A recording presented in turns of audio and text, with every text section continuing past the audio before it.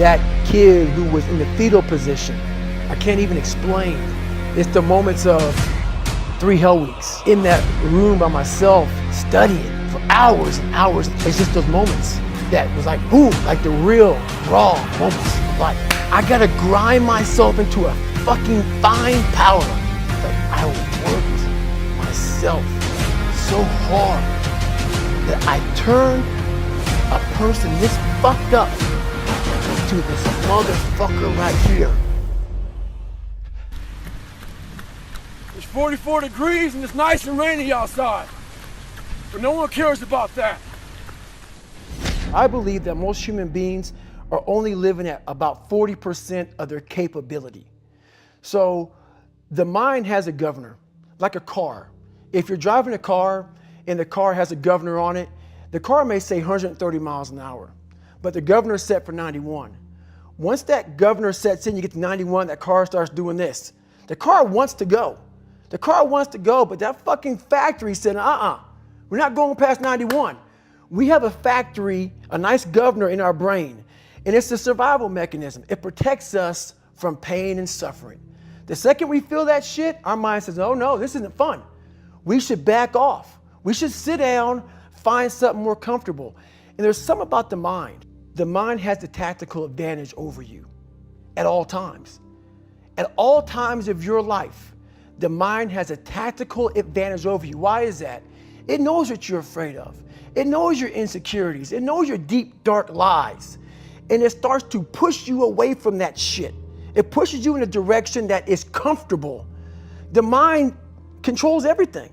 So what I realized was that when I was growing up and I was 300 pounds and I got all fat and I got all insecure, I realized that my mind kept taking me in this direction. When things got uncomfortable for me, when I was facing my insecurities, when I was facing my fears, my mind said, oh no, we have the tactical advantage. We need to get you, separate you from this feeling over here. Life's all about feelings. We want the happy feeling. We don't want that feeling of this sucks. Why am I here? And you don't have any, so you can't answer those questions, so you leave. I started realizing that if in that moment you can answer those fucked up questions and you are now in charge of your brain versus your brain ruling you, that's where all that stuff comes from. So the 40% rule is all of that. You get to 40%, your brain says, we're done. Let's roll, man. This is starting to get painful. This is uncomfortable. So you sit down. You have to figure out ways, and everybody's different. That's how the book kind of talks about, like we all have these things about, 5 steps to this and 4 steps to this. It's a lot more than that. That's all bullshit. It's a practice that you have to, it's a habit. So if you know that at 40%, I'm feeling pain. At 40%, I'm feeling pain. That's where the 40% rule kicks in. Now it starts. Okay, I'm feeling pain. My mind's saying all this shit to me. It's saying, get out of here, run, flee. The fight or flight kicks in. Okay, we're done. We're not good enough. It starts telling you all these things. You start to believe it because the mind controls all. This is the time where you have to gain control back of your mind. It's okay. Let me see if I can go 45%. And once you start giving yourself more and more hope and start realizing, okay, the mind starts to be, okay, what are you doing? We're supposed to be going right and you're going left. You start then controlling your mind. Start finding more in yourself. And then it goes from 40% to a lot further than that. But that's the start of it though. Get to the spot where your mind is saying stop. Wherever that is, you gotta get there first. And then that's when that shit starts to work for you. You gotta control yourself in that moment. A lot of people can live with themselves. That's the first thing. A lot of people can live with themselves, look in the mirror and say, I'm okay with being afraid. I'm okay with going on this easy highway over here. The easy highway has all these fucking signs and shit, directions, how to get somewhere. And you have to first be uncomfortable with how you feel about yourself. With that voice that a lot of us like to run away from, we all have it.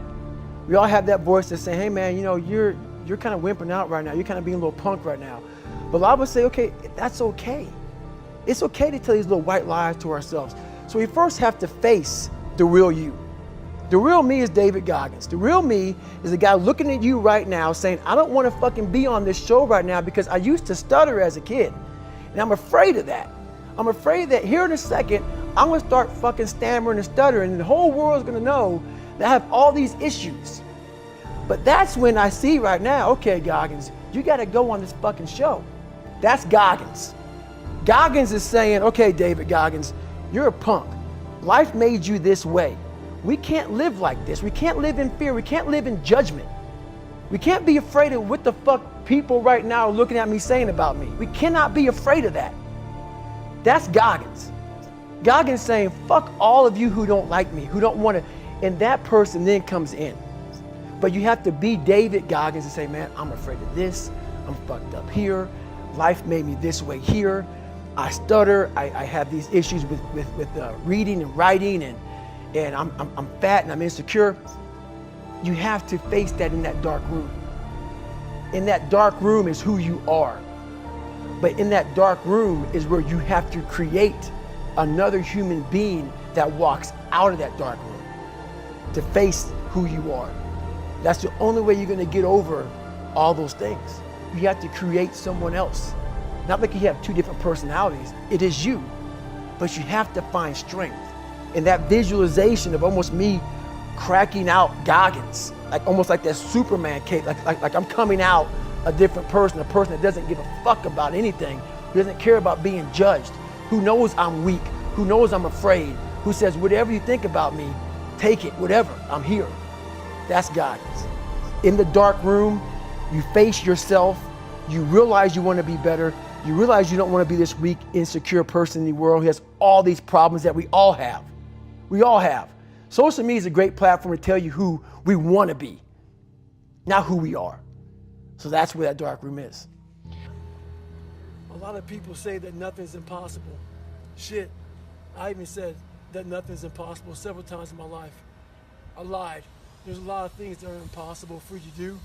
But what happens is, when we come across something that's very hard and we try it once or maybe twice, we then say, we're done, we can't do it anymore. Before you say something's impossible, do it and do it and do it to a level that people think that you might be fucking crazy until you say it's impossible. I'm tied up, hands and feet. I fucking hate the water. I sink like a fucking rock. But this is the one thing that almost stopped me from feeling my dreams.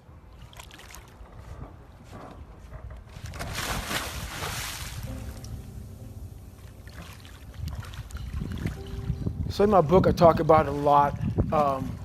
It was my junior year in high school, and I fell back a lot. I fell back in this fucking hole of life.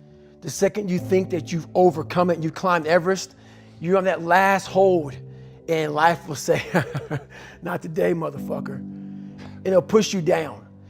And my junior year in high school, I missed a whole bunch of school, was lying to my mom, had like a 1 point something GPA. I was just jacked up. I mean, I was in one of the worst spots in my life. And my mom was going through a lot of shit too. And she didn't have time to sit back and baby me. And it was me against me. My pants were down to my knees. I was not, whatever was going on, I was in a bad shape. So I went to the bathroom and I had this weird haircut because I wanted attention. I was an attention getter. I went to an all-white school pretty much. Some of the kids liked me, a lot of them didn't like me, whatever. Didn't fucking matter. I was looking for something. So I would dress differently, crazy haircuts, and I went to the mirror and the reflection in it revealed a lot of bad things. A lot of things that I was hiding behind the saggy pants. And I'm looking at myself in the mirror going like, God, dog, dude, you are something else, man. Like you have created a character. I want to be at the cool guy table. And whatever I could do to get attention, I did. And it wasn't me. It wasn't who I was inside, but I was scared for anybody to know who I was inside. So in that accountability mirror, I call it, I got real with myself. And I said, you have a third grade reading level, which is hard to admit when you're a junior in high school that you copied on every single thing you did because of fear they're gonna put me in a special school. We all know what special means. I'm gonna have a title on myself the rest of my life. And being cool, you don't have a title on yourself. So I started cheating. I was dumb. And people say, oh, you know, you have a learning disability. I had a learning disability, but I realized I was lazy. So I called myself out there. I called myself out every which way possible. I didn't call myself out. I was just honest. I was honest. Look at yourself, man. Look at yourself. And it was that day, in a couple of days after that, I just got real with myself. And every day I came home, I called the accountability mirror. What am I going to do today to change what I see in this mirror? What am I going to do today? And a lot of it was I stopped sitting with the cool guys. I actually tucked my shirt in and went to school looking like, hey man, this is how I'm going to look. If you don't like it, so be it. I had to really wear this layer of skin. I had to develop a really callous skin on me to take whatever you're going to call me, you're going to call me. Whatever I'm going to be, you know, I wasn't a geek, but whoever I am, you're going to see me. You're going to see me for who I am, because I need to change who I'm not. And that accountability mirror just became raw. And when I became fat over the years, because I fell back in the hole, I called myself fat, because I was fat. And people don't want to do that. They want to say, oh, don't call yourself fat. Don't call yourself dumb. If you're not real and raw with who the fuck you are, nothing's going to change. And in this nice new world that we live in, we want to hear, you're just a little big. No, man, you might be fat. And it's okay to hear that from yourself and from everybody else. So that's where it started at. And it's raw. It gets ugly sometimes with me in that mirror, but I'm also proud of myself to be able to tell myself that and then fix what's in that mirror. So the first thing about it is, once you realize it, and you have to realize it, you gotta call yourself out. Addressing it is very small. It doesn't go from like one morning I'm this way, next morning I wake up and presto, 5 steps to greatness. No, it ain't that, brother. You read my book, this is hard work. It's every day, like right now. I had to be honest with you, man. I'm even shaking right now being on this show. I'm a big time introvert. How you address it is you face it. You face it every day. You face it every single day of your life, where you say, okay, like if you're fat, you need to lose weight. It's patience. It's patience in this fact of accepting who you are right now. I'm fat. I don't like myself. Accepting the fact that if you lose 3 or 4 pounds, that's a huge accomplishment. You have to live in your own fucking world. You cannot judge yourself. That's why social media and all these things are horrible. You can't judge yourself off of the so-called competition that we have made up in our mind. The things that, how people look, how people act, how smart someone is. This is a race that you run completely alone. And you're all by yourself. I had tons of sticky notes all over my mirror. It wasn't like, be better than John or be as fast as whoever. Okay, David, yesterday you did this. Today, our next goal for the week is this. So I had a year goal, weekly goals, daily goals, hourly goals, and the big goal was I lied a lot growing up. I wanted to be accepted. One goal was, let's go one day without lying. Let's go one day, and then when I would lie to somebody, I would say, hey man, I had to go back now and apologize. Hey man, I lied to you. You know how hard it is to go back to somebody and say, I lied to you? Hey man, you know what? Back there, I lied to you, dude. I was really jacked up. So I figured out these ways of total accountability. Like right now, I had to run this morning before I talked to you, because why? That's what I'm about. I'm about mind, body, fitness. A lot of folks talk so much shit about, hey, I'm gonna change your life. I'm gonna do this, I'm gonna do that. Are you accountable for what you're doing? Are you accountable, and I mean to the T, for what you're saying? I am. And that's where it started. It started with that total accountability of, let's not lie today. Let's tell people the truth about who you are. And when you can get on and tell someone, like I'm doing right now, exactly how fucked up you are, that's the goal in life. To put your life on a billboard, on the busiest road, in the busiest highway in the world, and say, this is how fucked up I used to be. Take it or leave it. When you really sit back at your life and you are in that dark room, and you're looking at where you started from, and you tell yourself, God, dog, man, my mom is this way, my stepdad got murdered, my dad beat the shit out of me, I can't read and write to save my fucking soul, I've lied about it to everybody, I've cheated on all these tests. My God, man.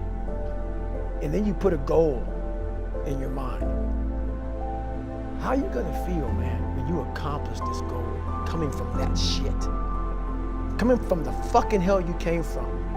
A lot of people start from a good starting point. They have a good foundation. What if you can surpass all of these motherfuckers? What if everybody who was fucking way up here started up here, and you started with no legs. You had to grow fucking legs to even start walking, and then crawling, and then running, and then you start passing people with all this given to them. I had to use all this negative shit that was making me weak and horrible as a person. I had to use this as the power that now fueled me. I had to flip it on its head and say, hold up, this might be exactly what I need.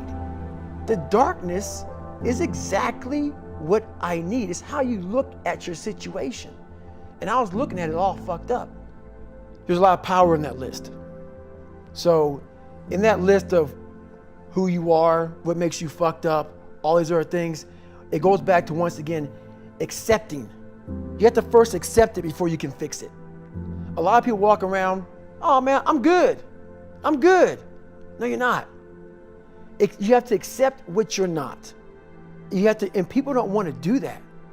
And that's the only way you can fix it. You have to accept it first before you can go on the journey.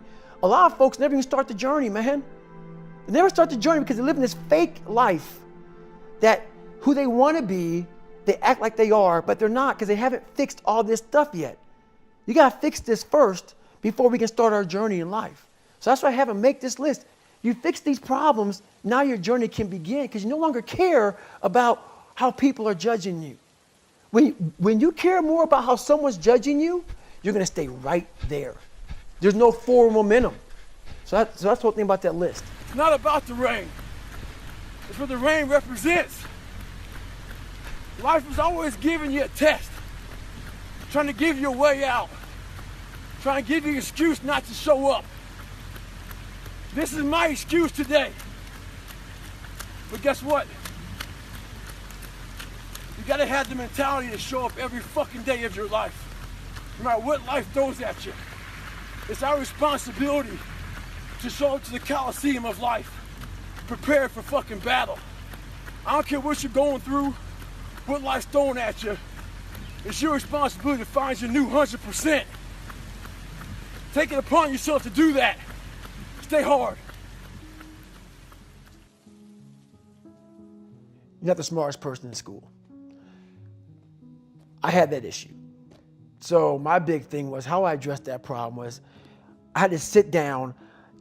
Each thing that is wrong with you has to be a focal point. You can't look at this gigantic list and say, I gotta change all this shit. My God, this is crazy. No. You take off the first one. I want to be smarter. For me, that was my thing. I have to become more intelligent. I have such a severe learning disability. I can't retain shit. I had to now get that one thing and then strategize in that one problem. How can I do this? I'm not going to learn like you. I'm not going to learn like anybody else. How am I going to figure this out?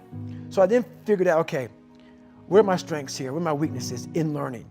All right, man, how am I going to do this? And I figured out a way to do it by just strategizing. So how I learn to this day, if I have a big manual to study, I will have to get a bunch of spiral notebooks from the daggone store. And each page, I have to write each page out, maybe 10 times. So there was a 1,000-page dive manual that I got 18 months before I went to dive school. Most people, I'm not smart, I'm gonna go see if I can pass this test. I realized, hang on a second, I'm not smart. How can I get past this? How can I get through this obstacle? I need to acquire this book 18 months in advance because it could take me 18 months to write down each page over and over again to then put it to memory. So when the question came up, I had written that question so many times down on paper that I can recall, okay, page 71 was where I remember seeing this, and I can recall it that way. And that's how I did it. So you gotta strategize on each problem you have in life. Slowly break down that problem. Don't think about all the problems you have, just one at a time. And before you know it, you fix all these problems, but you cannot focus on all of them. Just on the one thing at a time. There's a concept in your book that it permeates the whole book, and I think really is one of the most important things for people to understand in their own life, certainly to understand you, and it's the notion of detesting mediocrity. Talk to me about that. How did you instill it in your life? How can other people instill it in theirs?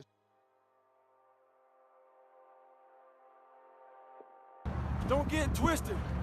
It's not about flipping tires. I'm in Las Vegas right now and it's hot as shit. It's not about any of that. But what it is about is a lot of us give total control to life. We don't have any control of it. We just give all control to life. I do this shit every morning to prepare my mind for what life's gonna throw at me. A healthy body gives you a healthy mind. That's what it's about. So if you go into battle, you wanna go into battle with the right mindset, the right gear. In combat, you wear body armor. But what we do wrong is we don't strengthen our minds. You gotta strengthen your mind, take control of that. So then when you get out in the real world, and they fuck you up, you got protection. One of the biggest things in the world, a lot of us, mediocrity is everywhere right now. And we're all trying to find an easy way out. And we're judging ourselves. Let's say there's 10 people in this room, and we're all mediocre. But I'm the best of the mediocre people. I now think I'm great. I'm great. We surround ourselves around people that make us feel great. They tell us what we want to hear. The second we put ourselves amongst the uncommon people, we don't like that feeling, that challenging feeling of that person who's waking up at 3:30 in the morning and say, hey, put your shit on, we're going for a run. We don't like that challenge. We like that person who says, hey, you know what, man, I don't feel good today, man. And they say, oh, it's okay, brother. We'll take a day off, man. We'll get a pizza and shit, watch the game. We like that. We love that feeling. Why? Because you understand, man, we're good, bro. We don't want that motherfuckers like this. Hey, man, no, bro. Get your fucking shit on, man. Stop being a punk. We don't want that in our lives. We don't want that person who's constantly challenging our weaknesses. We want that person who's constantly, making us feel nice and good and secure in ours. That's the mediocrity of life. We want to be the best amongst the average people. People wonder, how do you stay hungry all the time? Because after I accomplish something, I don't sit back like a lot of guys who graduate buds, graduate this, graduate that. They get comfortable. They wonder why I'm getting weak, man. I don't know, I lost my edge. What's going on? Because once you hit the top of the fucking mountain, guess what happened? I'm good. I'm good, so you wonder why you're falling down now. Because once you reach the top of the mountain, you got to build a fucking another one. That's mediocrity. There's a lot of people in mediocrity who have a nice resume, but they're one-timers, man. They hit a one-time deal, they busted it open, got a lot of money, but they're good. You're mediocre now, man. What are you fucking doing today, tomorrow, the next fucking day? That's why I don't listen to theorists. I don't listen to all that bullshit. I listen to a motherfucker who's like this, man. What's wrong, man? I'm fucking tired, dude. Why are you tired? Because tomorrow, I gotta do the fucking shit again, man. Whatever the shit is that made me fucking nauseous and sick to my stomach, it made me hurt. There's no ending. And that's the person I listen to. That's the person who's gained knowledge. You gain knowledge through suffering. And on the other end of suffering is a world that very few have ever seen. It's a beautiful world because that's where you find yourself. You don't find yourself in over here. You find yourself on the other end. Like the 100-mile race I was on, I ran it for 24 hours. I found myself on the other end of that fucking race. That 19 hours, I found, wow, there's a whole nother fucking world out here that I've never even saw. But the world's in your mind. And that's what all that mediocrity is about. Mediocrity is contagious. Not getting civilized is about having a savage mentality. Civilized is something where people, it's a comfortable world. A lot of us say, like for instance, I see these athletes right now who retire, I'm 38, I'm 39, I did 20 years at the top of my game, and I'm chilling out now. You see them a year later and how they look. What the hell just happened to you, dude? What the hell? You're one of the greatest athletes of all time. Kids looked up to you. Women, men of all ages looked up to you. And they hit the pinnacle where it's time to retire, and their mind says, whew, I'm civilized. The worst thing that could ever happen to any human being is they become civilized. It's that total accountability. Like even when you retire, there's a motherfucker looking at me and judging me right now, man. I was the baddest person to ever live. It doesn't go away, man. You gotta wake up, even though you retired, you never retired. You're setting the example every single day of your life. And being civilized feels so good. I'm sorry, man. Once you get to the top, you may retire, but you ain't never coming back home, man, because now you're judged. People see you falling off. You want to be that guy who knows I may be retired from the sport or from whatever I did, but I'll be damned if you ever see me looking like shit, feeling like shit, not arriving. People, I've arrived. I've arrived mentality. You're always setting the example. Civilization feels so good. These comfortable feelings are what people want. They want retirement. They want that. They need that. It's a yearning feeling. I want it too. People love putting a label on me about, my God, man, you're just wired different. I'm not fucking wired different, dude. I'm thinking right now, after I got past my stuttering thing, now I'm on a roll, I'm good now. You know what I'm thinking about right now? I gotta fucking wake up tomorrow and do the same shit again. I gotta leave this fucking interview and go stretch out for 2.5 hours. I hate that shit. But guess what it does though? I'm constantly callousing over my victim's mentality that I once had growing up. Every day you have to do this shit. Because why? When you stop doing it, you don't just maintain it. If you stop shooting a gun, you're not gonna be a great shot if you pick a gun up a year from now. The only way to keep from getting rusty is to constantly oil that motherfucking machine. The machine is this. You gotta keep challenging it every day.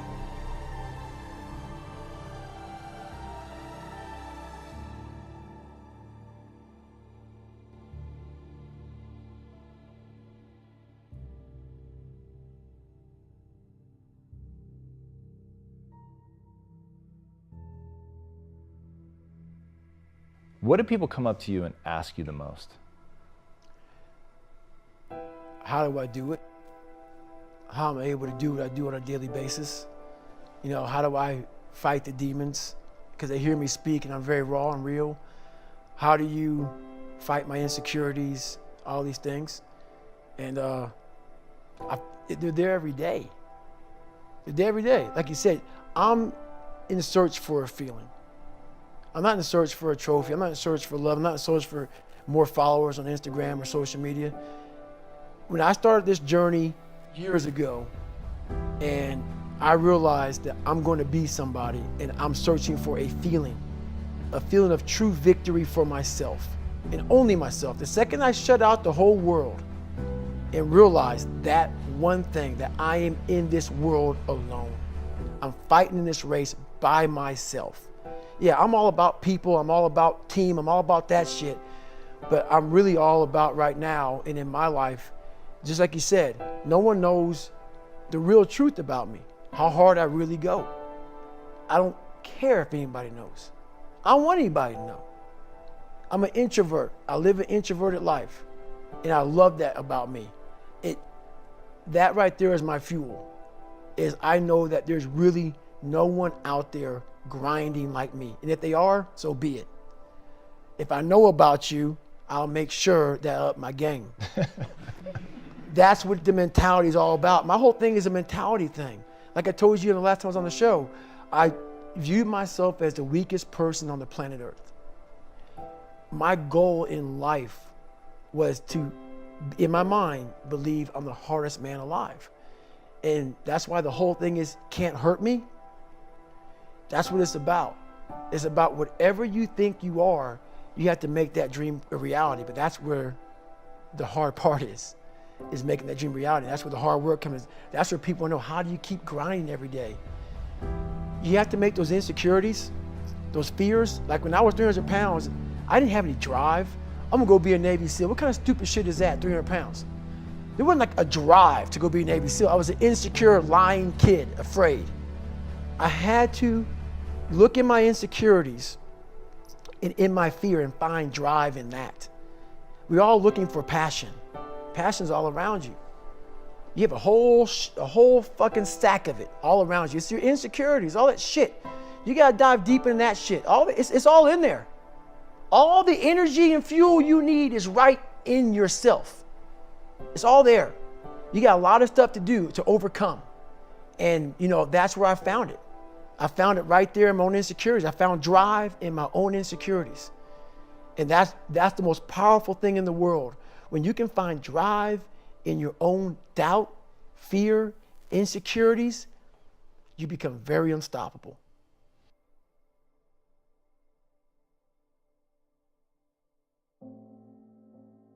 I believe in a higher power. Don't know the name, don't know where it's coming from, don't know anything like that.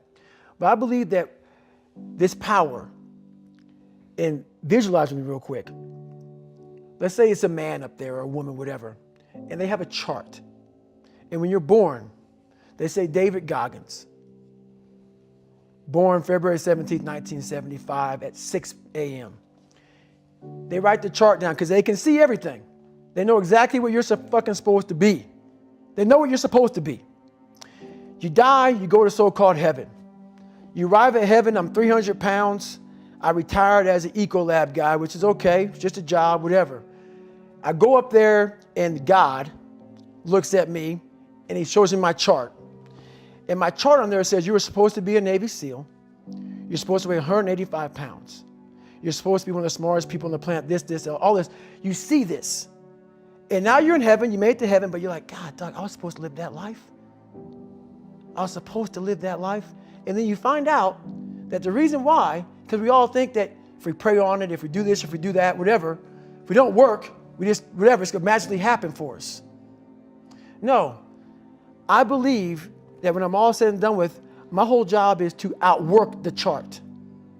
Whatever the fucking chart says about me, the all-knowing power up there, I want to get up there and say, him look at me and say, I know everything. I didn't fucking see this. I didn't fucking see this. I want to feel that. I want to get to the other end of this fucking world, and however I'm being judged, whoever's judging me, to look at me and say, I did not fucking know. I had you at 185, I had you at this, but all this other shit, I was riding as you were living it. I want to find more. All I can. And in that fucking sack of shit, you have to dive in that to find more. Because if you're not willing to go in there and face yourself, you're not gonna find anything. You're gonna live right here on surface, man, right here on surface. So if there is an ending to this world and there is somewhere to go and there's a judgment, you're gonna get there and you might see a chart. And that chart may tell you who the fuck you should have been. And now you get the rest of your life to think about that. Man, I could have lived a much better life if I just would have just suffered a little bit more. If I just would have went in that shit and realized I had so much more. But fear and the 40% and living here versus living here, being afraid, stopped me. So I'm a big guy in visualizing. I'm a big guy in making a world. It may not exist. To me, it does. To me, it does. And I'm overpowering myself every day. And you got to find tools to do that. That's the tool that I use. So that's what it's all about.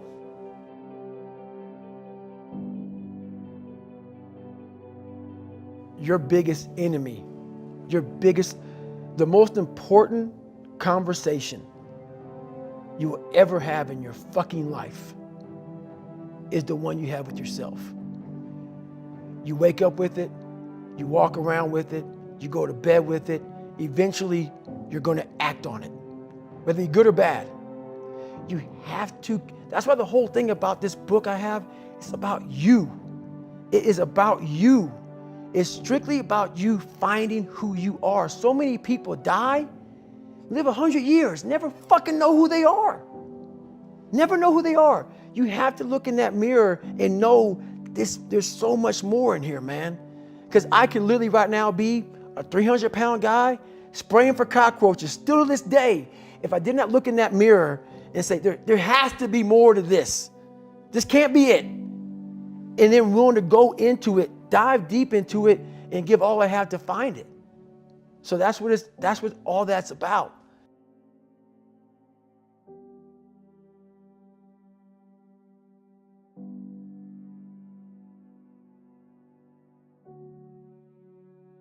I can't believe I'm here. That kid who was in the fetal position the majority of his life, and so much the fact that my body and my hip flexors are tight to this day, that even though I was standing erect, my mind was in the fetal position. And when I looked out amongst all those people, it was a sense of pride that I can't even explain. It's the moments of 3 hell weeks. It's the moments of in that room by myself studying for hours and hours and hours, trying to catch up with all the kids who are above me. It's just those moments, like the real raw moments of life that was like, boom, hit me and we're gone. But I was like, I did that. I overcame that shit. You know, it's like, it's this power behind all that shit. And that's the feeling I was looking for in my life. I found it. It wasn't money, it wasn't fame, it wasn't awards. It was that feeling I have right now. The feeling of I'm about to break down, but it's not of like, oh my God, I'm upset. It's like I worked myself so hard that I turned a person this fucked up into this motherfucker right here.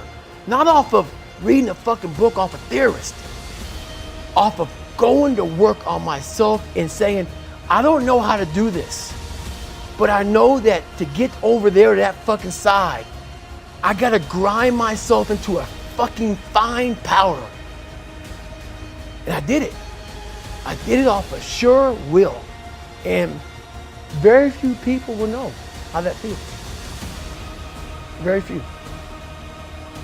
Where you can go on TV. You can put your life on a billboard. You're not ashamed of who the fuck you are. You're not ashamed of what life made you, what you helped life make you. All that shit, all that bad shit that's now in this big pot that's stirring, you're no longer ashamed of it. You realize we're all fucked up. Stop judging yourself against other fucked up people who have hidden it better than you. That's all they've done. They've masked their shit better than you have, and now they're flipping it back on you and saying you're fucked up. I want you to realize that this world, life, is one big head game. And once you learn to play the motherfucking head game, it's no longer a game anymore at all. You can start living your life. Tell these guys where they can find the book. So the book right now is called Can't Hurt Me by David Goggins. And it's on Amazon right now. It's a raw, real book. It's not a 5-step book. It's a real book about developing habits on how to overcome yourself. And I believe all of us humans have an equation like, pi is 3.14. That's how you solve for that equation. Every human being has a different equation. And there's not like some cookie cutter book of, hey, read this book and you'll be fixed. No, you gotta figure out your own personal equation. And once you figure out that equation, you now become a mathematical fucking genius about yourself. And that's what this book does. It makes you a fucking genius about who the fuck you are. And then from there, once you realize 3.14 is pi, you can solve any fucking equation in the world. That's what it's about.